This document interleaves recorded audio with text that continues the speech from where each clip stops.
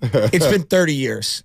Like, again, the Warriors went 40 years in between championships. The Giants went 54 years. 30 years is multiple generations. Well, think about the Lions. They haven't won anything since 57. Yeah, but they haven't knocked on the door. I know, but still, though, 56, I know. I hear what you're saying. I know. When you put it in perspective, though, and I'm sitting next to Lions fans, and I'm thinking, they haven't had a championship in that city from their pro football team since 1957. But, like the fandom in me goes, is this like, are we seeing this team cycle out? Like, because that's like at the end of hardball, it felt like, oh my God, like it felt like we were a boxer that was punch drunk at the end, and it was like, yeah, we're not a prize fighter no more. You know what I mean? Like we'll still be fighting, but we're not fighting for the top belt. And I'm watching the Niners, and I'm saying, as I watch Frank Gore and Bryant Young, the last link to a championship, Frank Gore, a guy who his career is basically not what it should be because he's missing that one Lombardi, which he so deserved. And I'm sitting there, I'm watching Fred Warner, I'm watching Dre Greenlaw, I'm watching Trent Williams, CMC, Debo, Ayuk. I'm saying,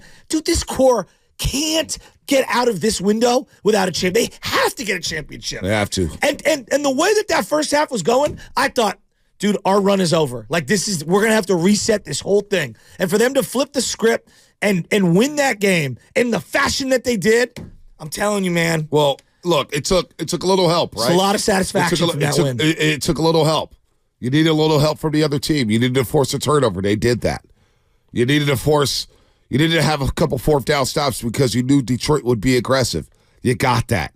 You needed a Moody field goal, who missed one, by the way, down 7-0, and he's missed 3 of his last 4 at Levi Stadium. Maybe he just needs to get the hell away from Levi Stadium. Maybe being back in Allegiant Stadium will do him some good, although in the preseason game in Allegiant Stadium, he sucked, so we got to get Jake Moody right. Or maybe you just score touchdowns and don't worry about Jake Moody. But everything was going wrong. You needed a little luck. You needed some Purdy magic. Purdy extending plays in the second half. Listen, we watched, I don't want to go down the Jimmy Garoppolo road, but I watched in 2021. When the pocket got muddied, Jimmy panicked. He panicked in that football game down at SoFi Stadium. These are big moments. This is the NFC Championship game. You're the last pick of the draft, and we know all that. And you've been hearing it all week about how much the Green Bay Packers game, how you got carried by Shanahan, and how, oh boy, you look like a game manager, and blah, blah, blah, blah, blah. All this stupid dialogue and rhetoric about Brock Purdy, who's had a spectacular season, one of the finest seasons ever for a 49ers quarterback in franchise history. And I watched this young man in his second year be in his first NFC Championship game, in which, of course, last year he was in and got knocked out in 6 plays. But to see him extend play after play, whether it was scrambling, whether it was throwing dimes, whether it was moving in the pocket, his footwork was on full display. I thought Purdy played like a magician. Think about the 4 quarterbacks yesterday who played on the football field. Lamar, Jared Goff, Patrick Mahomes, Brock Purdy. His performance in the second half was up there with Mahomes. It really was, with the way he extended plays. And look, I don't care if he has arm talent. I don't care if he's the fastest. I don't care if he's the tallest. But the guy's just a gamer.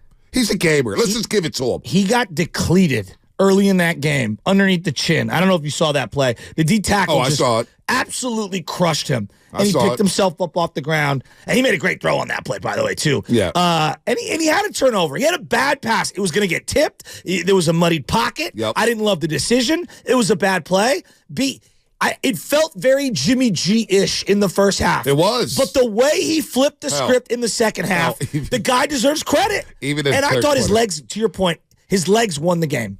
Listen. His legs helped win the game. Listen, even in the second half. If you didn't think it was Jimmy G, you didn't want. They had 9 in the box, and they said, we are daring you to win one-on-one outside the numbers. And one thing he's going to have to clean up in the Super Bowl against Chris Jones, elevate the ball. Yes. You're getting balls batted down at the line of scrimmage. He's got 2 balls batted down at the line of scrimmage. I thought he had Ayuk wide open on the second down play. He got batted down. He missed Debo in the end zone for a touchdown. He missed everything. But that's okay. But Chris Jones, he's going to get his hands up and bat some balls down. He's got to elevate him. But I thought Purdy, even Craig Olsen said it, he broke a million rules on the play, throwing across his body, across the field, Juwan Jennings something, and Juwan Jennings catches it with one hand. So many things had to go right in the second half to make this a probable comeback, and then they sealed the deal with a championship drive to go up 34-24, feeding CMC, great throws to George Kittle.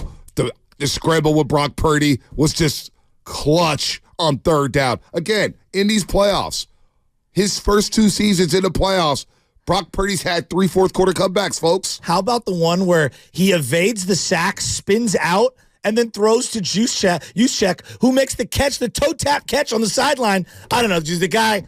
How about this? Was wizardry. Most playoff wins for an NFL quarterback in the first 2 seasons of his career. Ben Roethlisberger, number 1 with the Pittsburgh Steelers. How many? 5. Okay. Brock Purdy tied with Mark Sanchez and Russell Wilson for second with 4. 4 playoff wins in his first 2 seasons. Wow. If he wins the Super Bowl, he'll be tied with Big Ben for the most playoff wins in the first 2 seasons of his career in NFL history. You know, the quarterback and the coach, that was going to be the conversation all offseason. We're going to talk Steve Wilkes. We're going to crush him, and we're going to crush the defense. Steve Wilkes would have been fired at 9 a.m. Yeah, 9 a.m. People wanted him fired at halftime. What are you talking about? Like they wanted to hire Belichick at halftime to be DC. Oh my But gosh. I'm telling you, Nick Bosa played like a man possessed in that second half. He stepped up. I have to give him a lot of credit. He almost killed Jared Goff on a number of occasions. And Jared Goff, conversely, was amazing in the first half. And he had some throws in the third quarter. But in that fourth quarter, I thought that the pressure got to him. Well, I also thought Bosa had some big plays in that second quarter to get some sacks on Jared Goff to kind of shake him up a little bit and keep the Niners in that football game. Let's take one more call before the break. Let's go to Uncle Gene in Oakland. Uncle Gene, what's happening?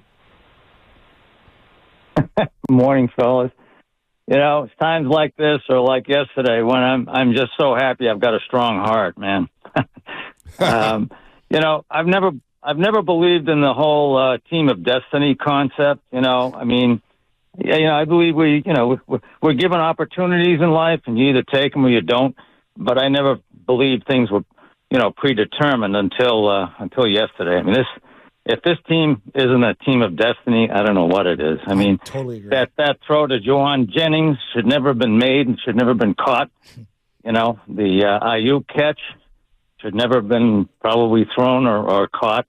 I mean, everything. It's just falling into place.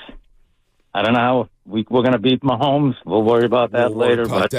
For now, I'm just you should be happy. I'm amazed. I texted the boys, the grandkids at halftime, and I said, "Sorry, fellas, no Super Bowl this year." You gave and up they didn't like respond, me. Yeah, I'm sorry. We all did. And I said, I'm going to gut it out in this third period and see what happens. Then it looked like they switched jerseys at halftime because I've never seen. You said you've never seen a game like this. I mean, I've been following this game since the early '60s, and I cannot remember a game where my team did something like this. Yeah, that was wild. That third quarter is going to go down as one of the great third quarters in 49er history. No doubt about it. I can't believe it. By the way, Fred Warner now has the most tackles in franchise history with 84. Had 13 tackles. Oh, my God. And he missed about 5. In the playoffs? In the playoffs. Wow, he's 84, the most ever. Most ever in playoff history. I know most won't be here. I'm ready to say Bowman and Willis equals Greenlaw and Warner. Yeah, they get that Super Bowl. They are may all kind of the pull same. above them. All right.